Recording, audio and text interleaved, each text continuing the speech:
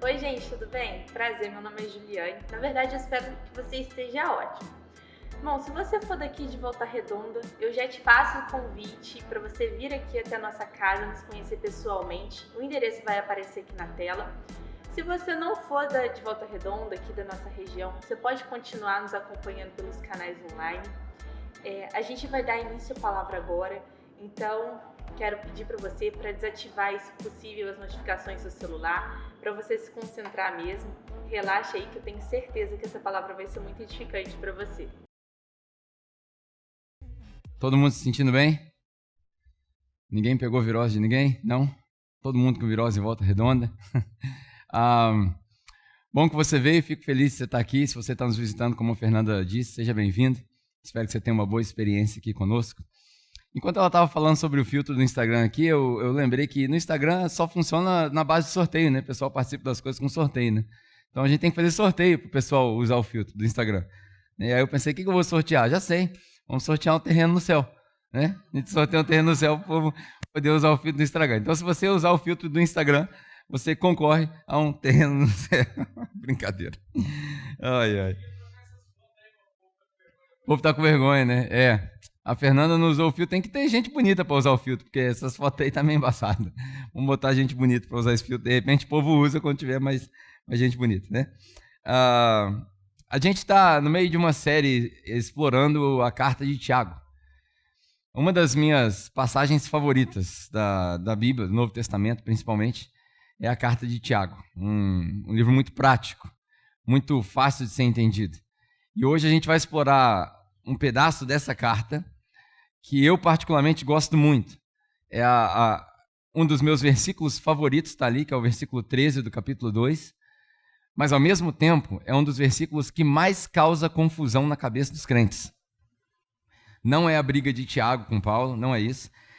Eu acho muito legal que o tempo da capela que a gente passa com essas séries expositivas todo ano, né? Para você que está nos visitando, todo ano a gente tem um tempo, 2, 3 meses, que a gente explora um pedaço da Bíblia de forma expositiva, para a gente ir passando versículo por versículo, texto por texto, e aprendendo mais daquilo que a gente considera ser a palavra de Deus, ou pelo menos um pedaço dela, ou aquilo que a gente recebeu como palavra de Deus. E tem vários debates ali em Tiago, mas uma das coisas que mais me chama a atenção é esse versículo 13. Se você tiver sua Bíblia aí, eu vou te dar um spoiler, e aí a gente vai orar e vamos explorar esse capítulo. Mas o versículo 13 do capítulo 2 diz o seguinte: a misericórdia triunfa sobre o juízo. A misericórdia triunfa sobre o juízo. É um dos meus versículos favoritos, depois de Romanos 1,16, mas é também um dos versículos que mais causam confusão na cabeça dos cristãos. Primeiro porque a gente não sabe que misericórdia e que juízo é esse que Tiago está falando.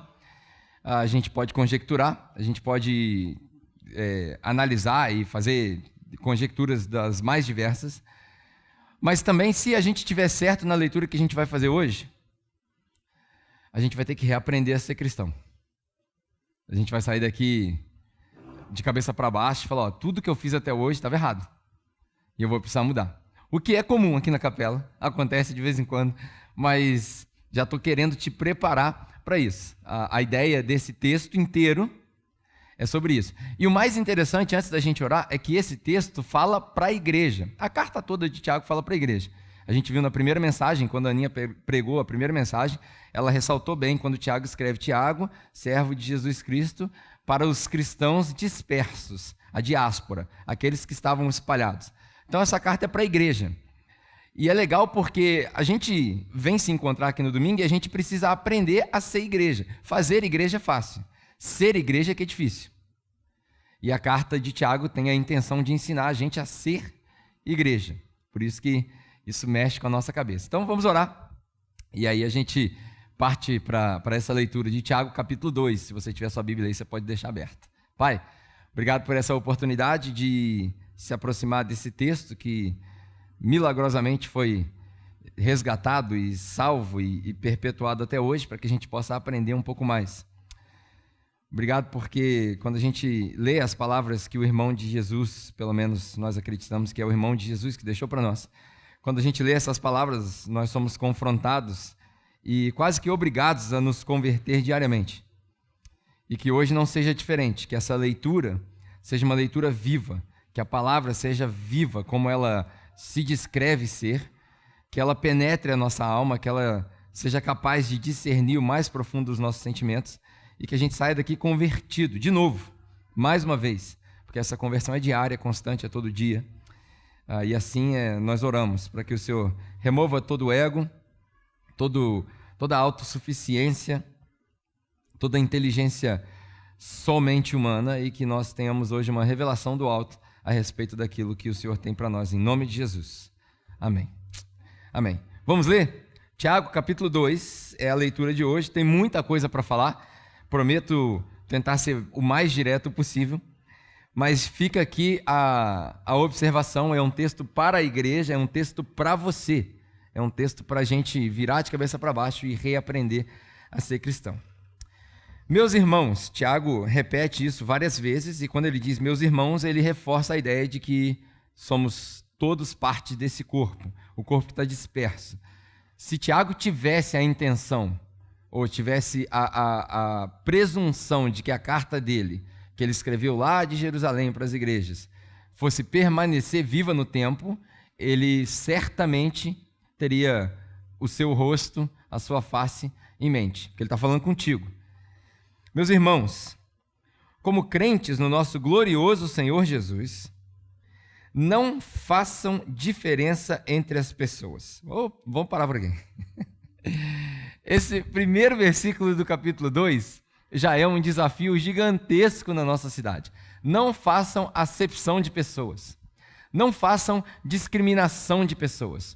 Nós temos, no mínimo, 1 milênio de uma sociedade, pelo menos ocidental, criada na base do preconceito. Seja ele racial, sexual, intelectual, nós fomos criados na base do preconceito. A nossa sociedade, há mais de 2.500 anos atrás, foi desenvolvida baseada nos preceitos e princípios da cultura grega e romana, e essa cultura greco-romana ela era especialista em diferenciar pessoas. Fato que quando a gente lê isso daqui, se você não souber o que está passando aqui, você não vai entender por que esse pecado é tão grave de fazer diferença entre as pessoas. Hoje a gente diferencia as pessoas por dinheiro, por status social, por influência. E o que Tiago vai descrever nos próximos versículos é exatamente o evento de domingo deles, seja numa igreja, numa casa, ou numa igreja grande, seja na sinagoga dos judeus, ou onde eles se encontrarem como igreja, quando aparecem ali dois cidadãos, um importante e um não tão importante aos olhos da cultura grega, da cultura romana. A gente vai ler essa descrição, mas já vale a pena a gente pensar aqui o seguinte: no nosso meio, na nossa igreja, na nossa comunidade, não pode haver distinção de pessoas. Eu sei que é difícil a gente entender isso, mas na igreja, todo mundo é igual. Todo mundo é igual. É difícil a gente aceitar isso, porque a hierarquia faz parte da nossa sociedade, mas na igreja, todo mundo é igual. A gente tem hierarquia em casa, a gente tem hierarquia no trabalho, mas na igreja, todo mundo é igual. Na igreja tem um Senhor, um Espírito, um batismo e o resto somos nós. Na igreja tem uma videira e vários galhos. Na igreja tem uma verdade e várias opiniões.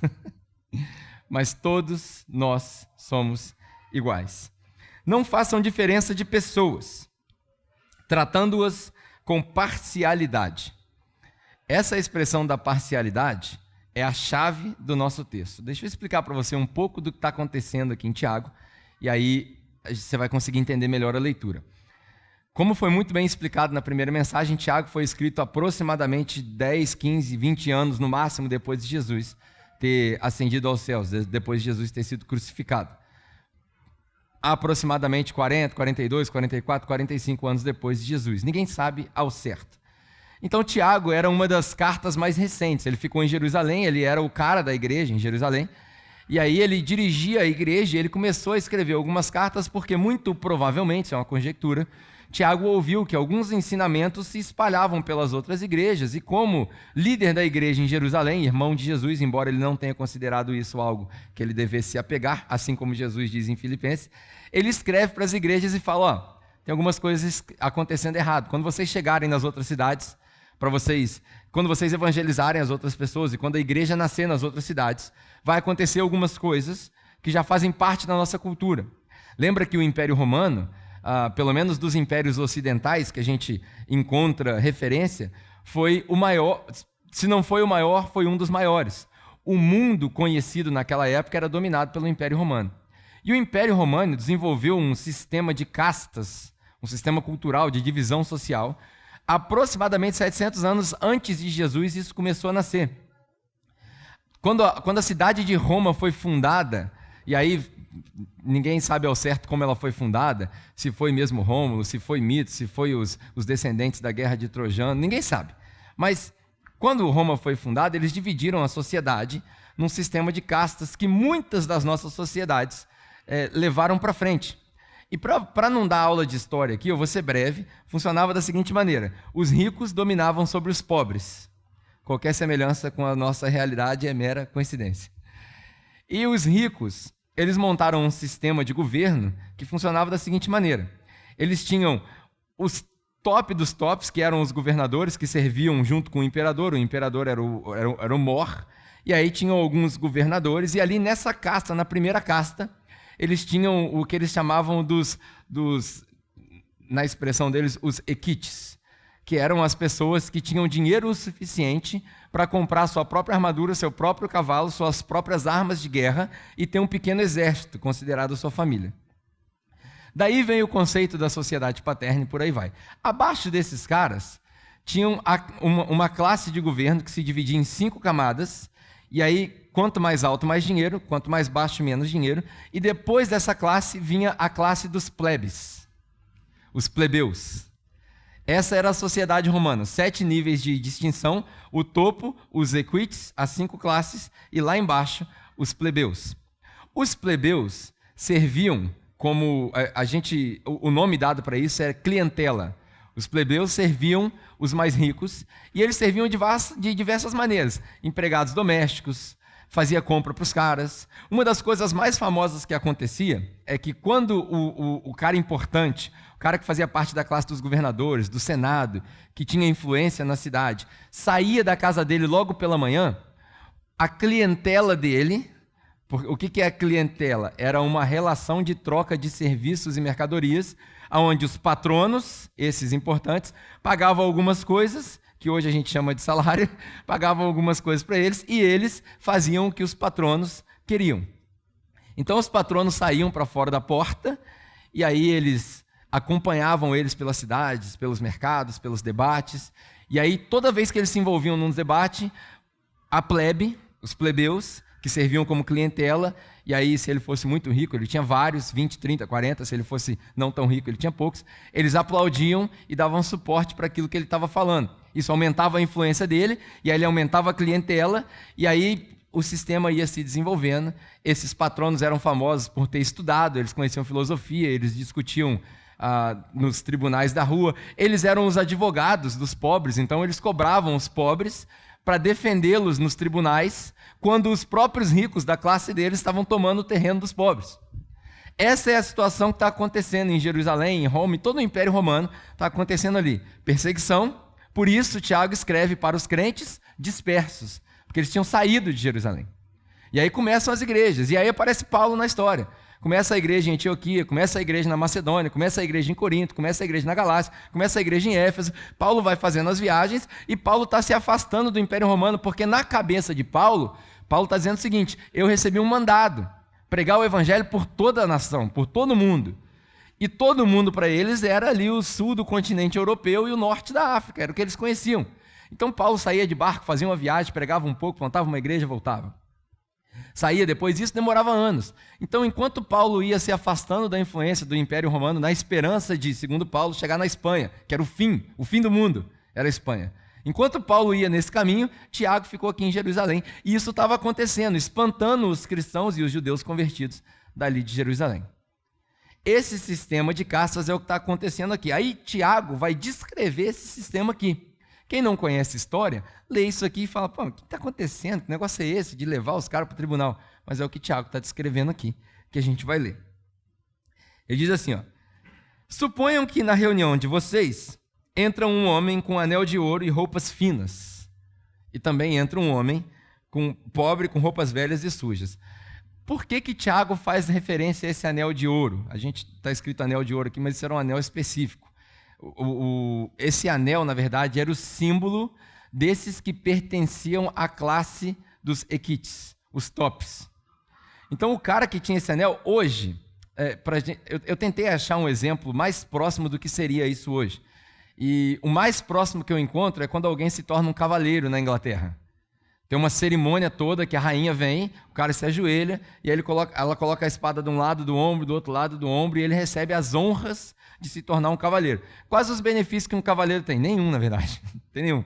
Mas isso é cultura, é histórico. Mas o cara que recebe o título de Sir, ou de Dame, ele recebe uma autorização para mudar o nome dele e colocar Sir Ken Robinson, por exemplo, é um dos cavaleiros mais famosos da Inglaterra hoje, que é um cara que defende muito a causa da educação.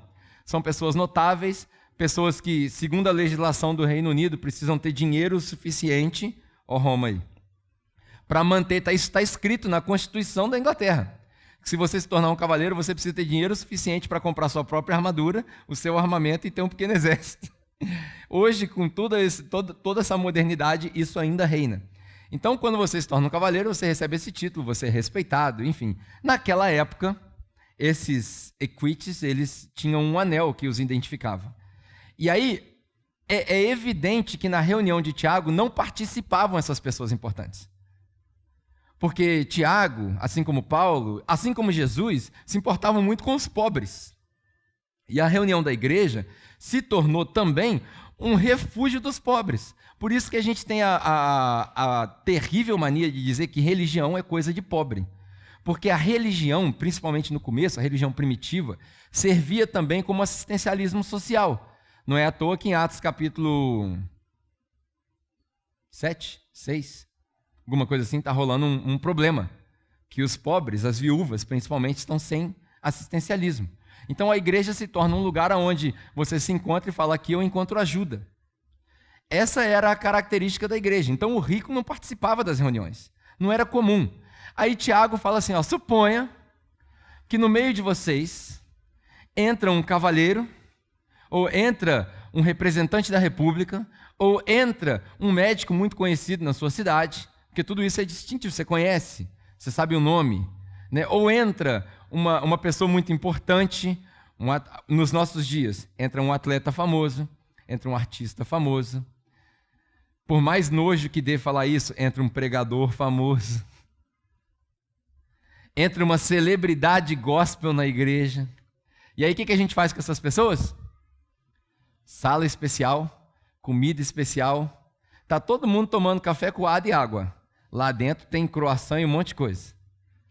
A gente chama de green rooms. Salas VIPs. O que é VIP? Você sabe o que é VIP? A sigla VIP é Very Important Person. Sabe quem que é Very Important Person? Jesus.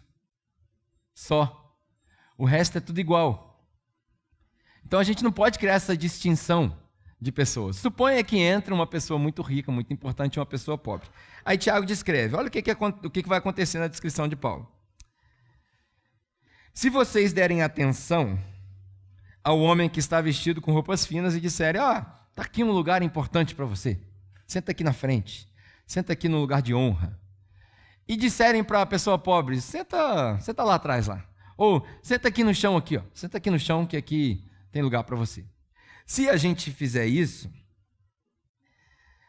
vocês estarão fazendo discriminação e fazendo julgamentos com critérios errados. Ou com critérios maus. Olha que interessante. Tiago faz aqui uma pergunta, que é uma pergunta que espera uma resposta sim. Ele diz, se vocês fizerem isso, vocês não acham que vocês estão fazendo um julgamento com critérios errados? A palavra aqui, na verdade, é importante a gente entender isso, que o julgamento aqui não é o problema. Porque todos nós julgamos uns aos outros. Isso é fato. A gente fala assim, não julgueis para que não sejam julgados. Esse é um dos mandamentos impossíveis da Bíblia. Porque todo mundo julga. Chegou uma pessoa mal vestida ali, a gente julga. Chegou uma pessoa bem vestida, a gente julga. Todo mundo julga as pessoas. Isso aí é fato. E eu não vou pregar para você parar de julgar, que isso é impossível. Porque está dentro do seu cérebro. No momento que você vê a pessoa, você traça um julgamento. Diz a sociologia que você decide se você vai escutar uma pessoa falar nos primeiros 5 segundos que ela abre a boca. Isso é julgamento. Então o problema não é o julgamento. O problema é a qualidade do julgamento, que a gente vai ver aqui. E aqui, ele já dá um alerta. Vocês não acham que vocês estão fazendo um julgamento errado? Ou um julgamento mau? A expressão aqui, que Tiago está usando, é o seguinte. Vocês não acham que vocês estão pensando que vocês são Deus, não? Porque só Deus que consegue fazer essa distinção de pessoas. Porque o homem enxerga o exterior. Deus vê o coração. Então, quando chega uma pessoa ali, Deus tem essa capacidade de enxergar o coração daquela pessoa e ver se ela é soberba ou não. E ver se ela tem interesse ou não. Ver se ela quer bagunçar o negócio ou se ela quer agregar valor. Nós não. Então chega um cara rico aqui, a gente pode pensar assim, pô, o cara, eu lembro que há um tempo atrás chegou um irmão aqui na igreja, crente em Jesus Cristo, e ele viu que a gente estava com necessidade, e aí ele doou essas cadeiras pretas aí todinhas. E eu lembro que quando ele estava doando essas cadeiras, eu fui buscar a cadeira e eu pensava comigo, será que esse cara está querendo comprar favor na igreja doando cadeira? O que, na minha opinião, é a coisa mais contraditória o possível. Porque quando a gente faz distinção de pessoas, não só a gente está indo contra aquilo que Deus mandou a gente fazer, mas é contraditório. Porque um dia você vai ser discriminado também, e você não quer ser discriminado. Afinal de contas, essa é a regra de ouro do Evangelho, que na verdade foi adaptada. Quando Jesus fala, faça para o próximo aquilo que você quer que faça para você, isso é uma adaptação. Isso é um ditado que já existia há muito tempo atrás, e talvez mais antigo que Jesus tenha adaptado essa frase pode ser Confúcio, falando nas filosofias chinesas, é atribuída a ele a regra de ouro de não faça para o outro aquilo que você não quer que seja feito para você. Aí Jesus adapta isso e coloca na forma positiva. Faça para o próximo aquilo que você quer que seja feito para você. Tá? Então, vocês não acham que vocês estão passando um julgamento aí muito, muito pesado? Vocês estão assumindo o julgamento de Deus? E o engraçado é que Tiago, a gente falou aqui no começo da série, que Tiago ele ecoa muito as palavras de Jesus.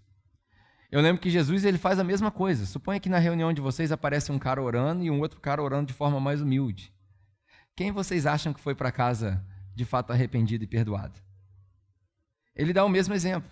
Suponha que na reunião de vocês entrou uma viúva. E a viúva era discriminada naquela sociedade. E ela colocou uma oferta e, segundo a história e a tradição, a gente conseguia ouvir a oferta cair no depositório ali.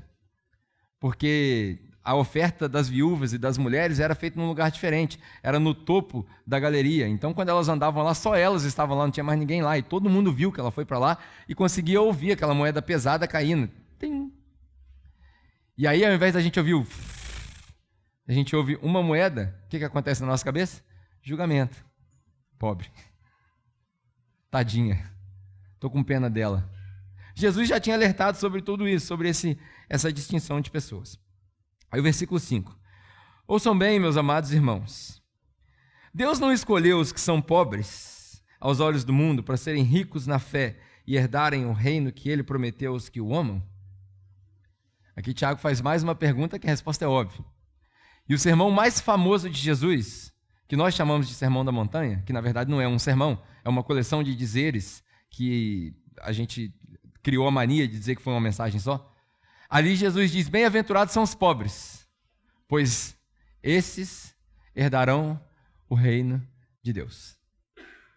Aí as pessoas falam assim, não, mas Mateus capítulo 5, nas bem-aventuranças, está escrito bem-aventurados são os pobres de espírito.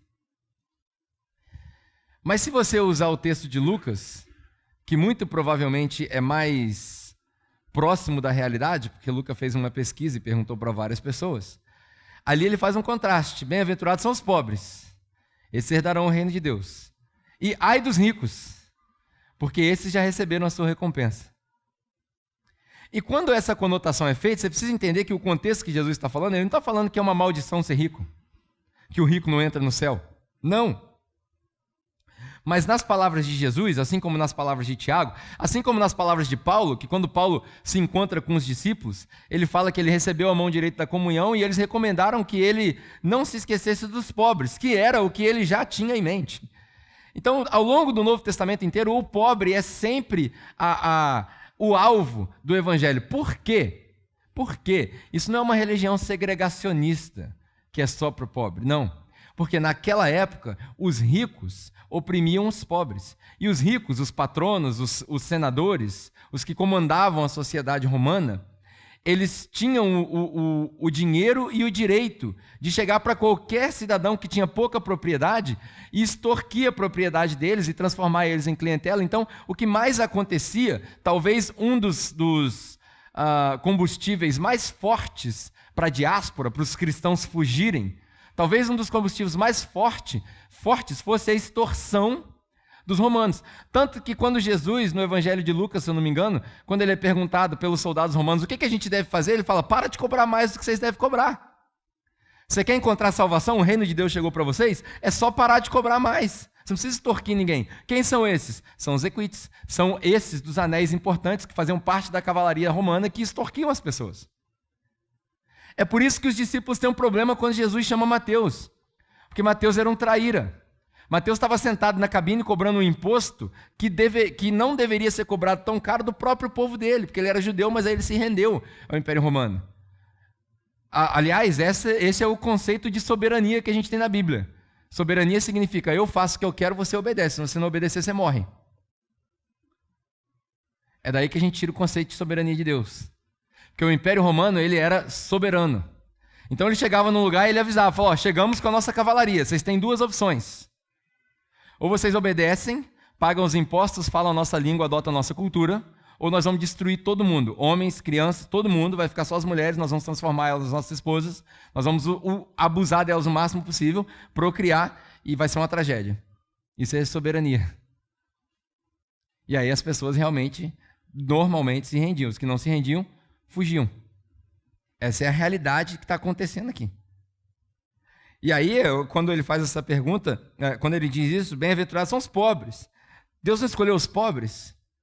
Porque no discurso de Jesus, ele chega nesse momento de perseguição, quando os pobres estão correndo, procurando solução, quando o povo judeu já esperava por um Messias há muito tempo e já foi decepcionado 4, 5, 6 vezes. A última com a história dos Macabeus, se você não teve curiosidade ainda, acha uma Bíblia católica e lê a história dos Macabeus, a revolta dos Macabeus. Se você não tiver Bíblia católica, põe no Google que você vai achar, a revolta dos Macabeus.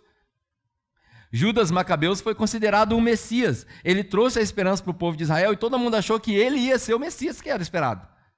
Até que ele morreu. Por isso que quando Jesus se declara o Messias e diz lá dentro da sinagoga, em Lucas capítulo 4, quando ele chega lá e fala, todas essas palavras que vocês estão lendo aqui, hoje elas se cumprem em mim, ninguém acredita. Nem os judeus, nem os fariseus, nem a própria família de Jesus, porque eles já tinham gerações e gerações de decepções com aqueles que se proclamavam o Messias, o escolhido de Deus para trazer a libertação para o povo de Israel. Mal eles sabiam que Jesus não estava preocupado com a libertação militar, Jesus estava preocupado com prosperidade financeira, Jesus estava preocupado com a libertação da alma, com o exílio da alma, com a escravidão da alma para o pecado. Deus não escolheu os pobres para serem ricos em fé e herdarem o reino que ele prometeu aos que o amam? E aí ele continua dizendo o seguinte, mas vocês têm desprezado o pobre, vocês desonram o pobre. Verdade. Até hoje. Se chegasse 5 moradores de rua agora exalando mau cheiro aqui, nós discriminaríamos eles. Eu me lembro de uma vez que, no auge, no ápice da minha experiência de fé com Jesus, eu me meti a besta de socorrer um morador de rua. Oh, pobre homem que eu era. E aí o rapaz estava lá, jogado na rua, alcoolizado. Aí eu e mais 2 amigos pegamos ele e levei ele para casa. Eu era recém-casado, imagina o espanto da minha esposa. Levamos ele para casa, ele dormiu lá em casa. O cheiro de álcool demorou uma semana para sair da minha casa.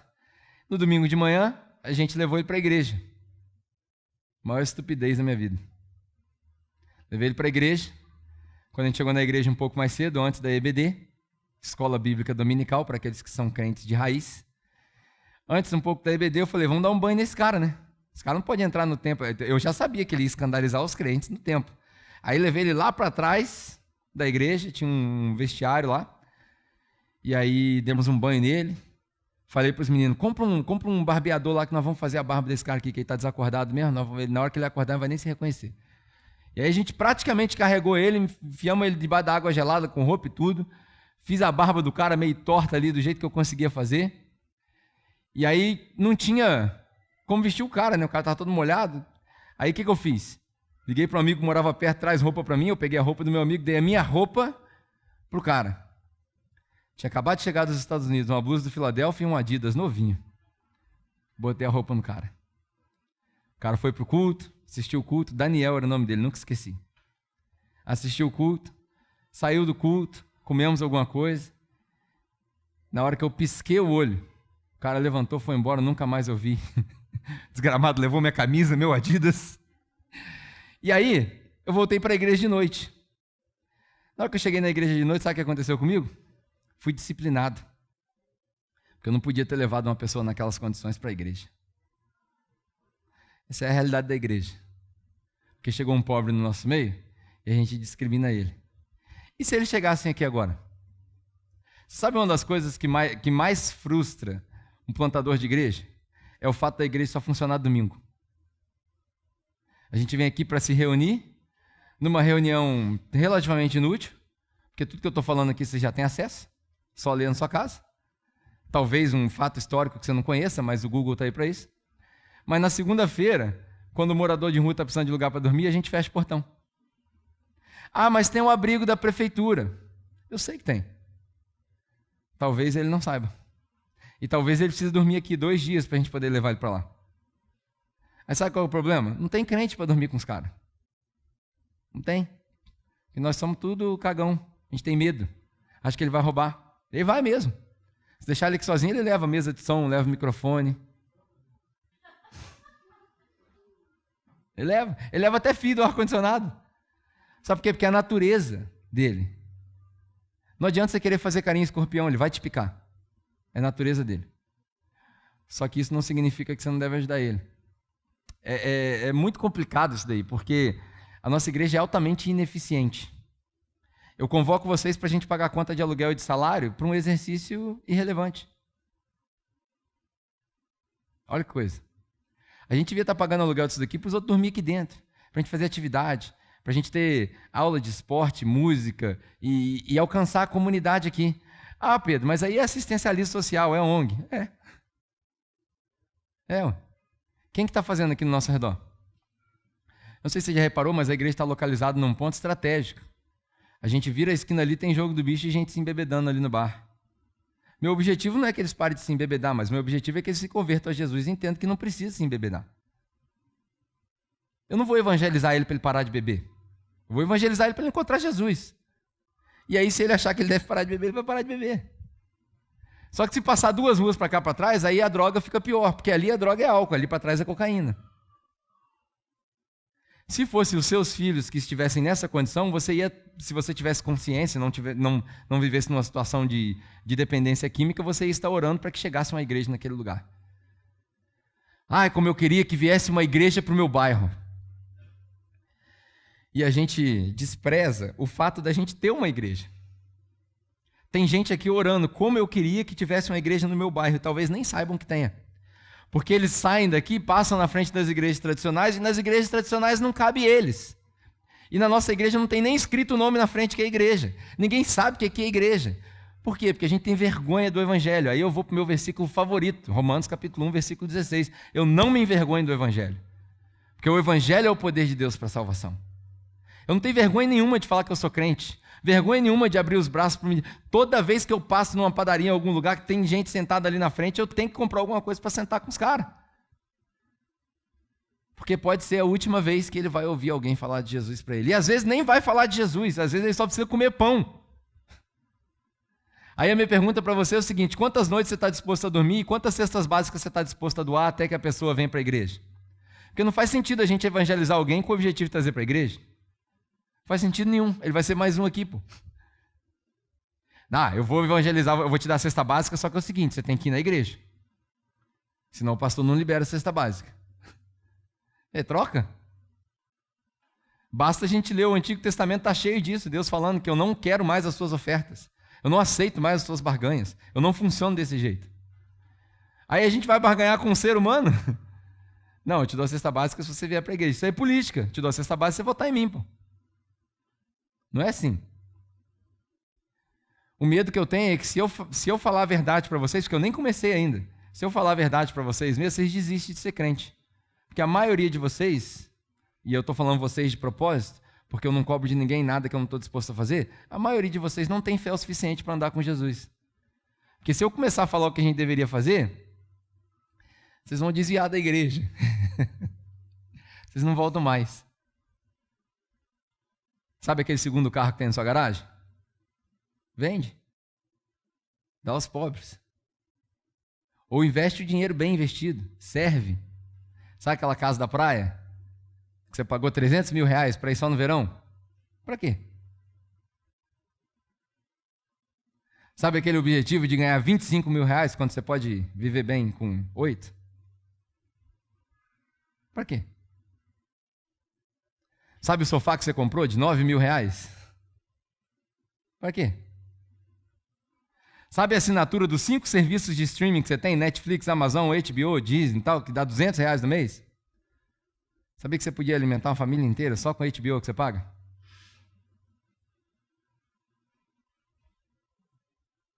Mas vocês têm desprezado o pobre. Não são os ricos que oprimem vocês? Olha que interessante, é a condição deles e a condição nossa hoje. Não é os ricos que oprimem vocês? Não são eles que arrastam vocês para os tribunais? Não são eles que difamam o bom nome que foi invocado sobre vocês? Gente, se tem um negócio que funciona para o rico e não funciona para o pobre, é a lei. É a lei. Era assim há 2000 anos atrás, continua assim. Aqui ele está falando, é os ricos que oprimem vocês, porque eles chegam com a cavalaria deles e falam, essa casa agora é minha. E você não tem como fazer nada. E agora você virou empregado dele. E é esses ricos que chegam com anel, com avental de doutor, com título de advogado, com fama de empresário, com influência de TikTok e YouTube, que chegam na sua igreja e você paga pau para eles. Fica lambendo os caras. Põe salinha VIP, põe comidinha bonitinha, porque o cara é importante. Ah, não pode tirar foto. Não pode tirar foto, é uma ova. Se o cara vem na sua igreja, as pessoas querem tirar foto com ele, tira foto com ele. Por que não pode tirar foto? Porque ele é famoso? Aí vem uma pergunta subsequente, por que você quer tirar foto com ele? Porque é seu ídolo? Uma coisa é você admirar a pessoa, ter um tempo para sentar junto. Eu faço questão de sentar com várias pessoas que eu admiro, para perguntar as coisas, para aprender. Mas você pode reparar que é muito raro eu postar foto com os meus mentores e com as pessoas que são influentes por aí. Porque eu não acho que isso é cristão. Posto foto com os meus amigos. Já que a mídia social faz parte da nossa realidade, quando a gente está curtindo, fazendo churrasco, para que eu vou postar foto com gente famosa? Nem meus amigos são, se eu morrer, nem vem no meu enterro. Quem vai no meu enterro são vocês. Vocês que merecem um espaço no feed do meu Instagram. Hã? É todo mundo ficar influencer agora. E vice-versa. Porque está cheio de crente que diz que o pastor dele é o Hernandes Dias Lopes. Não é. Seu pastor é o cara que está na igreja ali, batendo boca contigo, dando cesta básica, visitando quando você está doente. Esse é o seu pastor. Não adianta você falar assim, eu não preciso ir na igreja, porque eu assisto o Ed René. Cara, o Ed René é fantástico, legal. Gosto dele pra caramba. Liga para ele no seu aniversário para ver se ele vem cantar parabéns para você. Ah, você nem tem o número dele, né? Mas do seu pastor você tem. Do cara que lidera o seu grupo de conexão você tem. Dos seus amigos você tem. Mas Tiago fala, vocês estão fazendo discriminação do pobre. Por quê? Os ricos te oprimem, os ricos te arrastam para os tribunais. Não são eles que estão fazendo chacota com o nome que foi invocado sobre vocês? Porque isso também fazia parte da cultura desenvolvida ali por causa da diáspora. Eram os romanos fazendo chacota de Jesus. Afinal de contas, o nome cristão é um xingamento, você sabia? Sabia que ser chamado de cristão é um xingamento? É como se eu te chamasse de qualquer palavra torpe hoje, era o cristão. Porque eram os mini-cristos. A primeira vez que os cristãos foram chamados de cristãos mesmo, isso era um termo pejorativo. Era um povo que eles não gostavam. Aí o versículo 8 diz assim: se vocês de fato obedecerem à lei do reino, encontrado nas Escrituras, e aí olha que interessante, Tiago, ele não tinha ideia de que a carta dele ia virar a Bíblia. E eles tinham algumas escrituras do Antigo Testamento, principalmente a Torá, então ele cita ali, porque a regra de amar o próximo como a si mesmo não é de Jesus, gente. Isso aí é de sempre. Deus falou isso desde sempre, através de todo mundo, através do judeu, através do budista, através do hindu, através de todo mundo. A regra de ouro de toda religião é amar o próximo. Toda religião prega isso. Jesus só aumentou o nível. Falou, agora vocês amam o próximo como eu amei vocês. Aí o nível aumentou. Mas a regra é para todo mundo. Se vocês obedecerem à lei do reino encontrada nas Escrituras, que diz ame o seu próximo como a si mesmo, vocês vão estar agindo corretamente. Mas se vocês tratarem os outros com parcialidade, vocês estarão cometendo pecado. E serão condenados pela lei como transgressores. Aí olha só que interessante. Jesus diz o seguinte: se você obedece à lei inteira, mas quebra um pedacinho só da lei, você já quebrou a lei toda. Aí ele dá 2 exemplos. Ele fala que o mesmo Deus que falou para não adulterar é o Deus que falou para não matar. Quando a gente lê esse negócio aqui em Tiago, a gente fala assim, tá, mas o que tem a ver uma coisa com a outra? O Tiago está viajando na maionese, tem ninguém matando ninguém aqui. Só que o que Tiago tem em mente, muito provavelmente, isso é uma conjectura minha, é uma conjectura da maioria dos teólogos mais tradicionais, o que Tiago tem em mente é o padrão de Jesus dos mandamentos, não é o mandamento em si. Então, quando a gente lê na Torá não matarás, que na verdade é não cometerás assassinato sem motivo, porque você percebe que a Bíblia tem várias contradições. Esse aí é um choque também para as pessoas, porque Deus fala não mata, mas depois ele manda invadir Jericó e degolar todo mundo. Como assim? Então o que Deus está falando é o seguinte, é não cometerás assassinato sem motivo. É isso que Deus está falando no Antigo Testamento. E esse Deus que a gente vê retratado no Antigo Testamento, ele é só um pedaço de um prisma. Ele é só uma fração desse Deus. E é muito provável que o que a gente vê escrito no Antigo Testamento seja a interpretação de um povo bárbaro. Porque se eles tivessem o conhecimento que nós temos hoje, se eles tivessem a diplomacia que nós temos hoje, eles não precisariam de soberania. Porque quem age com diplomacia não precisa de soberania. Você quer ver um exemplo? A rainha da Inglaterra, que eu dei o exemplo aqui mais cedo, a rainha da Inglaterra tem, por lei, imunidade. Ela pode fazer o que ela quiser. Na cerimônia de tornar alguém um cavaleiro, quando ela coloca a espada no ombro do cara, se ela quiser degolar o cara ali, ela não vai ser presa. A rainha da Inglaterra, ela pode fazer o que ela quiser. Ela pode tomar a casa dos outros se ela quiser. Ela pode invadir a casa de qualquer pessoa. A rainha da Inglaterra, ela pode cometer um crime no Japão e ela não vai ser presa. Nem pela legislação do Japão, em nenhum lugar ocidental, pelo menos. Ela é soberana. Mas ela também é diplomata. Porque nunca na história da Rainha Elizabeth ela exerceu os direitos de soberania dela. Pelo menos na história recente que a gente conhece. Toda reunião que ela vai, assim descrevem os repórteres, né?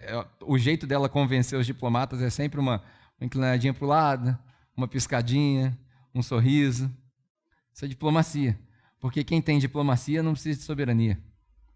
Seria bom que os cristãos aprendessem a ser mais diplomatas e menos soberanos. Mais diplomatas nas nossas convicções, porque tem gente que discorda de vocês, você não precisa convencer ninguém.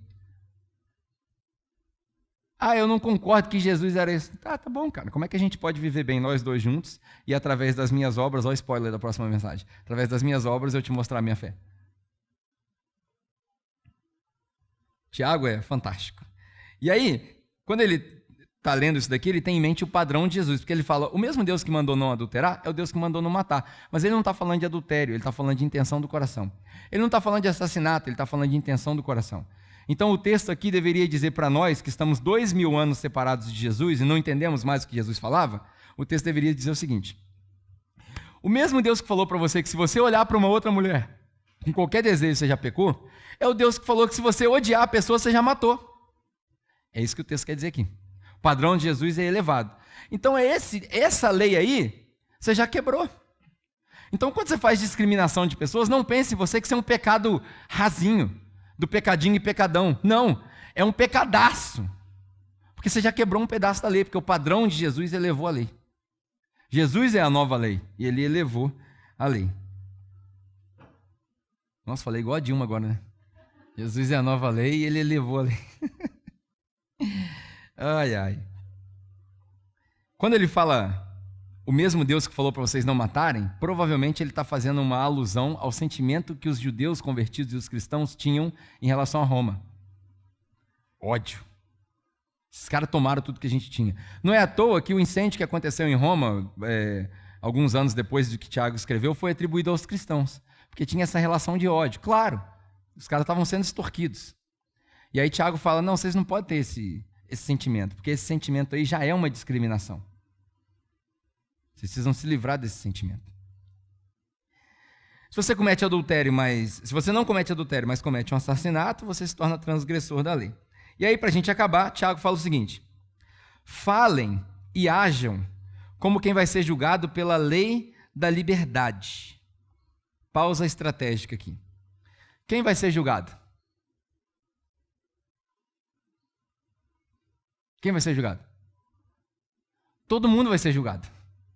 Então, se você faz parte do grupo dos que vão ser julgados, porque no grande dia que nós nos encontrarmos com o Senhor, sabe-se lá como é que vai ser esse dia, todo joelho vai se dobrar e toda língua vai confessar que Ele é Senhor, amém? Então, se você vai ser julgado, vivam e ajam como aquele que vai ser julgado pela lei da liberdade. Porque, segundo Paulo, de acordo com a experiência que ele teve com Jesus, quando ele ouviu o Evangelho, mesmo que a gente continue pecando e faz o que não é para fazer e não consegue fazer aquilo que era para fazer, que pobre pecador que nós somos, graças a Deus que não há mais nenhuma condenação para aquele que está em Cristo Jesus. Está entendendo? Então, se não tem condenação, eu vou ser julgado com a lei da liberdade, não a lei que me prende. A lei de Cristo, não a lei do Antigo Testamento. A lei da liberdade é a lei de Cristo. Qual é o padrão da lei de Cristo? Como é que você amou o próximo? Esse é o padrão. Se você vai ser julgado, seja julgado de acordo com esse padrão. Porque será exercido o juízo sem misericórdia sobre quem não foi misericordioso. Por isso que bem-aventurados são os misericordiosos, porque esses receberão misericórdia. Esse é o sermão da montanha de Jesus. E aí é minha frase favorita, porque a misericórdia triunfa sobre o juízo. Antes da gente terminar, eu preciso esclarecer para você o que significa. Porque muita gente acha que quando a gente lê a misericórdia triunfa sobre o juízo, é que Deus vai perdoar todo mundo. Deus já perdoou todo mundo. Ele não vai perdoar todo mundo. Ele já perdoou todo mundo. Isso chama crucificação de Jesus. Pô, Pedro, mas o que você está falando é meio universalismo. Calma. Jesus perdoou todo mundo. O Marcelo tem uma frase que ele repete aqui, que eu amo essa frase, que é a frase mais escandalizante que você pode ouvir na sua vida é: todos os seus pecados estão perdoados. Passado, presente e futuro. Não tem nada que você faça, já cansei de repetir isso, para ser mais amado por Deus e nada que você faça para ser menos amado por Deus. Ele resolveu perdoar o seu pecado na cruz, ele colou a dívida que você tinha com ele, a carta de dívida que você tinha com ele, ele colou na cruz para humilhar o diabo, e agora não há mais condenação para quem está em Cristo Jesus. E todo aquele que está em Cristo Jesus é uma nova criatura. Agora vem a observação: as coisas velhas se passaram, eis que tudo se fez novo. E aí a gente volta 700 anos antes de Jesus, quando Paulo expressa essas palavras em 2 Coríntios, 700 anos antes de Jesus, Isaías falava: olhem e vejam que eu estou fazendo novas todas as coisas. A experiência da conversão é uma experiência de, como dizem os crentes, raiz, novidade de vida. Você nasceu de novo? Você já nasceu de novo? Você deixou para trás as suas raízes pecaminosas? O que não quer dizer que você vai parar de pecar. Que essa era a experiência de Paulo, cara ruim, continuava pecando. Mas é o próprio Paulo que diz: graças ao Deus, o bom Deus, que não tem mais condenação para quem está em Cristo Jesus. Nem a morte, nem a vida, nem os problemas, nem anjos, nem demônios, nada pode me separar do amor de Deus. Isso aí é fantástico. Só que essa frase aqui não significa que Deus vai perdoar todo mundo. Porque ele já perdoou todo mundo. E quem vive de forma incorreta, lembra que no versículo que a gente leu aqui, ó, que se você vive de acordo com a lei do reino, você vive de forma correta. Quem vive de forma incorreta e aí quem decide que é certo e errado é Jesus, não sou eu, mas quem vive de forma incorreta, vive num ato de rebelião ao sacrifício de Jesus. É como se ele dissesse, ele me perdoou, mas eu não aceito esse perdão. Eu não aceito esse perdão, não quero esse perdão. É um ato de rebelião. Isso é uma consciência cauterizada. É o olho que não vê e o ouvido que não ouve. Profetizado também há mais de 1000 anos antes de Jesus. Porque você vai pregar e eles não vão entender. Eles têm ouvidos e não vão ouvir. Eles têm olhos e não vão ver. Até quando, Senhor? Perguntava Isaías. E aí Deus respondia para ele, você prega, eu converto. Você, essa semana eu ouvi uma mensagem que era um resumo da segunda carta de Timóteo, quando Paulo fala para Timóteo, você, jovem Timóteo, prega a palavra. Você, jovem da capela, prega a palavra a vida inteira. Esquece a conversão dos outros, esquece o julgamento, esquece o que você acha a respeito do fulano de tal. Prega a palavra.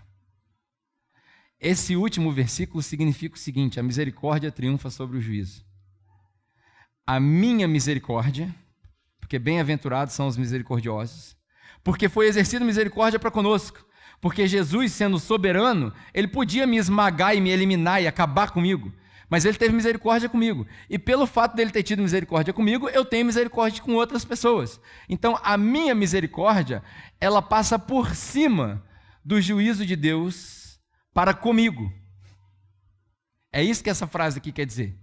Você precisa ler um pouco de grego para poder entender do jeito que está escrito, é literal. Então, quando eu exerço misericórdia com as outras pessoas, segundo Tiago, e Deus, quando eu me apresento na frente dele, fala, você deu mole, mas você confiou em Jesus, porque a gente precisa também ler a carta inteira. Você confiou em Jesus, você confiou a sua salvação em Jesus Cristo e no sacrifício que eu fiz na cruz, e não em nada mérito seu, mas você demonstrou isso com as suas obras, você demonstrou isso com a sua misericórdia.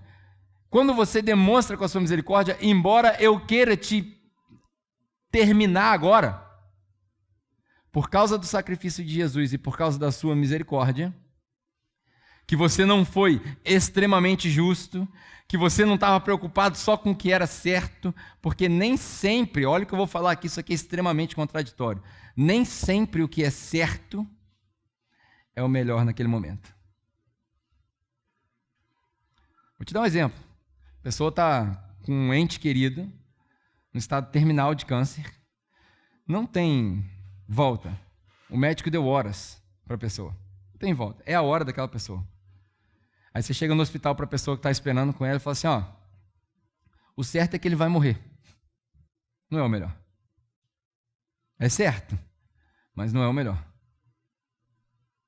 O melhor é agir com amor, sempre. Esse é o melhor. Esse é o mandamento de Jesus. Jesus não está preocupado com os super justos. Ele está preocupado com os super amorosos. E aí a gente precisa pensar o seguinte. O problema aqui não é não julgar. O problema aqui é julgar sem misericórdia. Esse é o problema de Tiago. Porque a gente vai julgar. O problema é julgar sem misericórdia. No fim, todo mundo vai responder para Deus. E aí, quando eu chegar, eu, particularmente Pedro, quando eu me apresentar na frente de Deus, eu prefiro que Deus olhe para mim e fala, você está errado, mas foi misericordioso, do que você está certo e não teve misericórdia. Porque de acordo com o que Jesus falou, quem não teve misericórdia, não recebe misericórdia. Então eu prefiro, se for para pecar, que a gente peque pelo excesso de misericórdia. O que não significa que a gente não vai continuar pregando. É melhor você ser claro, com misericórdia, do que ser certo, sem misericórdia. É melhor ser claro e explicar. Eu preciso explicar 350 vezes. Eu vou explicar 350 vezes. Pedro, você precisa aprender a perdoar os seus irmãos. Quantas vezes, Senhor? 3 vezes? Não. 7? Que já é muito mais? Não, Pedro. Você precisa perdoar os seus irmãos infinitamente. Aí lá dentro cai a ficha de Pedro. Porque eu perdoei você infinitamente. Entenderam a analogia aqui? Isso é misericórdia. Tiago me ensina que a misericórdia que Deus exerceu comigo é a misericórdia que eu estendo para as outras pessoas. E a minha oração é que a nossa doutrina seja banhada de misericórdia. Que a nossa doutrina seja a misericórdia. Uma pessoa está errada. A gente vai ser claro, mas vai ter misericórdia. Como que faz isso, Pedro? Não sei. Não sei. É aí que mora o grande dilema. Um dia de cada vez. Se você escandalizar, eu vou te lembrar do versículo que Jesus disse: ai daquele que se escandaliza por minha causa. Porque é o que Jesus faria. Então não se escandalize quando a gente receber as pessoas que você não aceita. Porque graças a Deus você não é Deus. Graças a Deus eu não sou Deus. Amém? Que a nossa doutrina, isso é o que vai ficar na minha cabeça, que a nossa doutrina seja banhada de misericórdia. Como, Pedro? Não sei. Nós vamos descobrir. Talvez nós sejamos os únicos, mas eu prefiro ser o único, ainda que isso custe a nossa vida, mas que nós sejamos os únicos a doutrinar com misericórdia. Amém? Pai, tudo isso que nós falamos aqui e aprendemos aqui é nada mais, nada menos do que a minha interpretação do que está escrito nesse pedaço dessa carta. Minha oração é que, se eu estiver errado, que o Senhor levante pessoas capacitadas para me corrigir e corrigir a sua igreja. Porque ai de mim se proclamar alguma coisa contrária à sua vontade. Então, que o Senhor levante pessoas capacitadas, pregadores e mestres para ensinar a sua igreja. Agora, se isso aqui estiver certo, que o Senhor converta os nossos corações para que a gente pare de uma vez por todas de discriminar os que são diferentes de nós. E ensina a gente a doutrinar e ter misericórdia ao mesmo tempo. A ser claro em relação ao Evangelho e uma vida correta. Aquilo que o Senhor determinou para nós. Como nós temos enfrentado dificuldades na nossa comunidade aqui, Senhor. Que o Senhor dê para cada líder de grupo de conexão, para cada líder de ministério, para cada pastor que for levantado, para cada pregador que pisar nessa plataforma, sabedoria, compaixão e misericórdia. Para que a gente possa lidar com as circunstâncias que aparecem no nosso meio.